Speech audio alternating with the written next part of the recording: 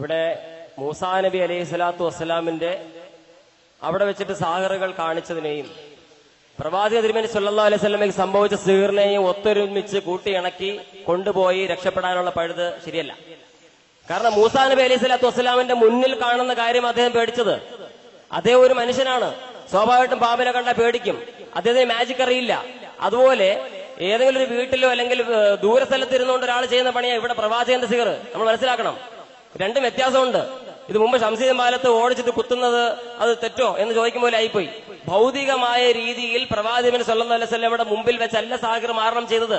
മറിച്ച് അദ്ദേഹം പ്രവാചകൻ കാണാത്ത ഏതോ ഒരു സ്ഥലത്ത് കിടന്ന ഒരു സംഭവം നടന്നതിന് പിന്നീട് പ്രവാചകൻ അറിയുകയും പ്രവാചകൻ ബാധിക്കുകയും ചെയ്തിട്ട് ഹദീസ് വരുന്നത്. എന്നാൽ നിങ്ങൾ പറഞ്ഞ മൂസാ നബി അലൈഹി സ്വലാത്തു സംഭവം ഇതുമായിട്ട് യോജിപ്പിക്കാൻ പറ്റില്ല. അവിടെ എന്താ സംഭവിച്ചത്? മൂസാ നബി അലൈഹി സ്വലാത്തു വസ്സലാമിന്റെ മുന്നിൽ നേർക്ക് നേരെ വടി പാമ്പാകുന്ന കാഴ്ച അദ്ദേഹം കാണുന്നു, ഭയപ്പെടുന്നു. ആ ഭയപ്പെടലാണോ ഇത്? ഇതങ്ങനെയല്ല. ഇത് അഭൗതികമായ ഭയപ്പെടലാണ്. ഇതിൽ ഭൗതികമായ ഒന്നും തന്നെ അദ്ദേഹത്തിന് ഏൽക്കുന്നില്ല. മറിച്ച് എവിടെയോ കുഴിച്ചിട്ടത് മൂലം പ്രവാചകന് ചില തോന്നലുകൾ ഉണ്ടാകുന്ന ഈ ഒരു അവസ്ഥാവിശേഷം ഉണ്ടാവുക എന്ന് പറയുന്നത് എങ്ങനെ ശരിയാകും? കുഴിയിൽ കിടക്കുന്ന ഔലിയാക്കളിൽ നിന്ന് സഹായം പ്രതീക്ഷിക്കുന്ന സുന്നിയും കുഴിയിൽ കിടക്കുന്ന മുടിയും പൂവിൽ നിന്ന് ഉപദ്രവം പ്രതീക്ഷിക്കുന്ന നിങ്ങൾ തമ്മിൽ എന്ത് വ്യത്യാസമുള്ളതെന്ന് പറയും. അത് വളരെ പ്രസക്തമായ ചോദ്യമാണ്. അപ്പൊ ഇതുവരെ പറഞ്ഞൊക്കെ ക്ലിയറായി. ഇനിയിപ്പോ മൂസാ നബിയും ഇതും കൂടി കമ്പയർ ചെയ്യാൻ പറ്റൂലെന്നാ. ഒരു വിഷയത്തിൽ പറ്റും. ഏത് വിഷയത്തില്? മൂസാ നബിയുടെ വിഷയം നമ്മൾ എന്തിനാ എടുത്തിട്ടത്? നിങ്ങളാണ് ആദ്യം ശബാബ് ഖാന കമ്പയർ ചെയ്തത്. വലാ യുഫ്ലിഹു സാഹിറു ഹൈസു അത്താന്ന് പറഞ്ഞത് മൂസാ നബിന്റെ സംഭവത്തിലാണ്. മാരണക്കാരൻ എവിടെ ചെന്നാലും വിജയിക്കില്ല എന്ന് അള്ളാഹ് പറഞ്ഞത് എവിടെയാ? മൂസാ നബിന്റെ കാര്യത്തിലാണ്.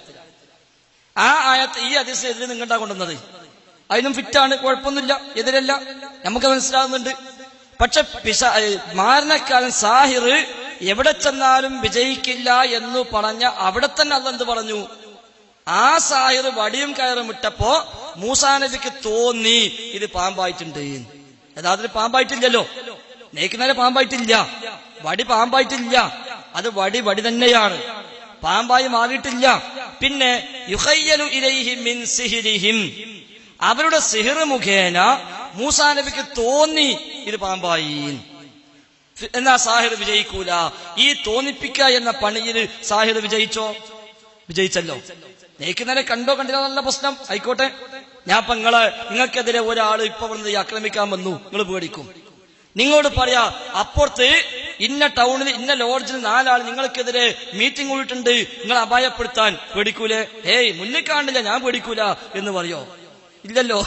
അപ്പൊ മുന്നിൽ കണ്ടിരുന്നതല്ല, മറിച്ച് അവിടെ ആ സാഹചര്യങ്ങൾ ചെയ്തത് എന്താ? വടിയിട്ട് പാമ്പാക്കി മൂസ നീ ചെയ്യുന്ന സിഹിർ, ഞങ്ങൾ ചെയ്യണം സിഹിർ എന്ന് ബോധ്യപ്പെടുത്താനാ ഓല് വന്നത്.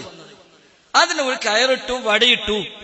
ഓല് കയറും വടിയും ഇട്ടപ്പോ മൂസാ നബിക്ക് തോന്നി ഇത് ഓടുന്നു. ആ സാഹിർ വിജയിച്ചോ ഇല്ലേ? തോന്നിപ്പിക്കുക എന്ന പണിയിൽ വിജയിച്ചു. പക്ഷെ അള്ളാഹ് ഇടപെട്ടു. അള്ളാഹ് പറഞ്ഞു മൂസ ഇത് സിഹിറാണ്, പേടിക്കണ്ട. വിജയിച്ചിട്ടാണല്ലോ മൂസാ നബി പേടിച്ചത്. പാമ്പായി തോന്നിയിട്ടാണല്ലോ മൂസാ നബി പേടിച്ചത്. അപ്പൊ അള്ളാഹ് വിളിച്ചു, പേടിക്കണ്ട, ഇട്ടോ താങ്കളുടേത്, വിഴുങ്ങിക്കൊള്ളും, ഓൻ വിജയിക്കൂല.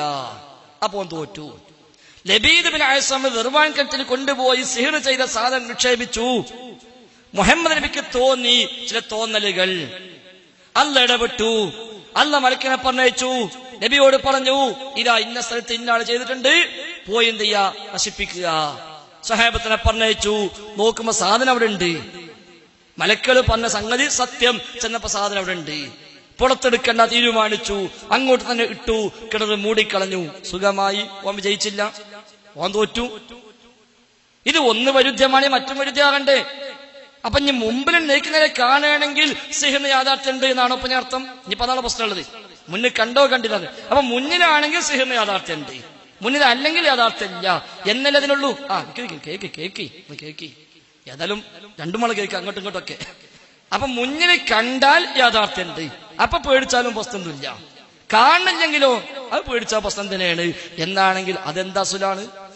അപ്പൊ ചുരുക്കത്തിൽ ഞാൻ നിങ്ങളോട് പറഞ്ഞു, നിങ്ങൾക്ക് ഈ ഹദീസ് ഖുർആനെതിരാണ് എന്ന ആശങ്കയാണോ, ഇത് റസൂലിനെ ആക്ഷേപിക്കലാണ് എന്ന ആശങ്കയാണോ എങ്കിൽ ഈ ഹദീസ് ഞാനും നിങ്ങളുമല്ലല്ലോ ആദ്യമായി കൈകാര്യം ചെയ്തത്.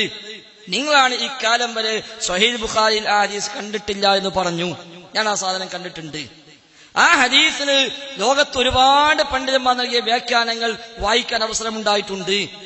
14 കാലമായി മുസ്ലിം ലോകത്ത് ഈ ഹദീസ് കൈമാറി പോരുന്നുണ്ട്. സിഹിർ ബാധിച്ചുവെന്ന് പറഞ്ഞത് ആയിഷ ബീവിയാണ് എന്നാണ് സലാം സലമി പോലും കൊടുത്ത അർത്ഥത്തിലുള്ളത്. മലക്കുകളാണ് തമ്മിൽ ചോദിച്ചത് എന്തു പറ്റി ഇയാൾക്ക്. അപ്പൊ സിഹിർ ചെയ്താണെന്ന് മലക്കാ പറഞ്ഞത്. എങ്ങനെയാണ് ചെയ്തത്? ദർവാണക്കത്തിൽ കൊണ്ടുപോയി ഇന്ന സാധനം നിക്ഷേപിച്ചിട്ടുണ്ട്, ചെന്ന് നോക്കുമ്പോ സാധനം അവിടെ കണ്ടു എന്നും പറയുന്നു. ഇനി ഇതൊക്കെ കളവാണോ? ഇതെല്ലാം ഇല്ലാത്തതാണോ? ഈ ഹദീസ് അസ്വീകാര്യമാണോ? എങ്കിൽ ഹദീസ് ഉണ്ട് എന്ന് കിട്ടിയത് എവിടുന്ന? ഇമാം ബുഖാരിന്റെ കിതാബെന്ന്. ആ ഇമാം ബുഖാരിക്കുണ്ടല്ലോ നിയമങ്ങൾ, ഒരു ഹദീസ് എടുക്കാനും എടുക്കാതെക്കാനും ഉള്ളത്. നമ്മളാരും നടന്നു പോകുമ്പോ വഴിയിൽ ഇങ്ങനെ ഇതിലങ്ങനെ പോയപ്പോ റോഡ് സൈഡിൽ നിന്ന് കണ്ടല്ലോ ഹദീസ്. നമ്മൾ ഹദീസ് എവിടെ കണ്ടത്? ഇമാം ബുഖാരിന്റെ കിതാബിൽ നിന്ന്, ഇമാം മുസ്ലിമിന്റെ കിതാബിൽ നിന്ന്, ഇമാം മാലിക്കിന്റെ കിതാബിൽ നിന്ന്. അവിടെ നമ്മൾ കാണുന്നത് ആ ഇമാം ബുഖാരി ഒരു ഹദീസ് സ്വീകരിക്കാനും തള്ളാനുമുള്ള മാനദണ്ഡം പഠിപ്പിച്ചിട്ടുണ്ട്. അത് നമ്മൾ എടുക്കൂലെന്നും ബുഖാരിന്റെ കിതാബ് കണ്ടാൽ അത് ചീത്ത പറയാൻ വേണ്ടി എടുക്കാന്നും പറഞ്ഞാൽ അത് ന്യായമല്ലല്ലോ. വേണ്ട, ലോകത്ത് വന്ന ഹദീസ് പണ്ഡിതന്മാർ ഒരു ഹദീസ് സ്വീകരിക്കാനും തള്ളാനുമുള്ള മാനദണ്ഡം വെച്ചിട്ടുണ്ട്. ആ മാനദണ്ഡപ്രകാരം 14 കാലം ഈ ഹദീസ് കൈമാറിപ്പോന്ന ഇത് പഠനവിധേയമാക്കിയ ഒരാളെങ്കിലും, തോന വേണ്ട, അഹ്ലുസുന്നയുടെ ഇമാമായി അറിയപ്പെടുന്ന ഒരു ഇമാമെങ്കിലും ഈ ഹദീസ് ശരിയല്ല എന്ന് പറഞ്ഞതുണ്ടോ? കാണാൻ കഴിയില്ല. നിങ്ങൾ എവിടെയും പോയി അന്വേഷിക്കാം, ആരോടും ചോദിക്കാം. ഈ ഹദീസ് സ്വീകാര്യമല്ലെന്ന്, ഈ ഹദീസ് ദുർബലമാണെന്ന്, ഈ ഹദീസ് വ്യാജമാണെന്ന്, ഈ ഹദീസ് ഖുർആൻ വിരുദ്ധമാണെന്ന്, ഈ ഹദീസ് തൗഹീദിനെതിരാണെന്ന് ലോകത്ത് അഹ്ലുസുന്നയുടെ ഒരു ഇമാം പറഞ്ഞു, ഒരൊറ്റ ഇമാം ഹദീസുകൾ സ്വീകരിക്കാൻ തള്ളാനുമുള്ള മാനദണ്ഡങ്ങൾ പഠിപ്പിച്ച, ആയത്ത് വിശദീകരിക്കാനുള്ള മാനദണ്ഡങ്ങൾ പഠിപ്പിച്ച സ്വഹാബത്തും താബഈങ്ങളും മുതൽ ഇങ്ങോട്ടുള്ള അഹ്ലുസുന്നയുടെ പണ്ഡിതന്മാരിൽ ഒരാളെങ്കിലും ഇത് സ്വീകാര്യമല്ല എന്ന് പറഞ്ഞിട്ടുണ്ടെങ്കിൽ നമുക്കത് ആലോചിക്കാം. പക്ഷെ അത് പറഞ്ഞിട്ടില്ല.